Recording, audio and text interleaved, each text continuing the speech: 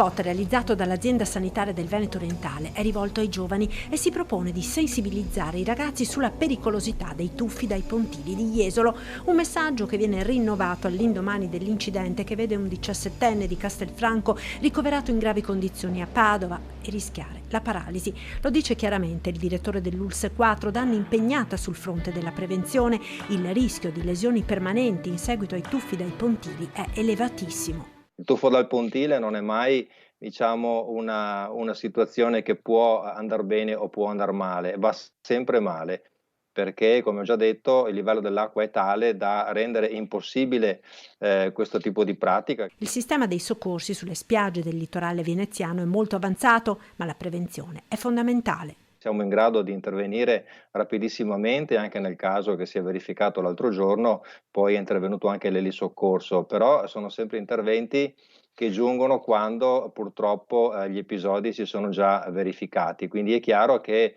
il tema della prevenzione e dell'educazione è quello che sta alla base di qualsiasi azione, diciamo, atta ad evitare che si verifichino situazioni di questo tipo. I pontili sono delle opere di difesa idraulica e da decenni vige il divieto di accedervi e ancor più di fare i tuffi. I pontili sono delle opere di difesa idraulica, quindi non possono essere tolti, non possono essere fisicamente chiusi, è abbastanza improponibile. Il Comune pensa di intensificare la campagna informativa ai ragazzi e lancia un accorato appello.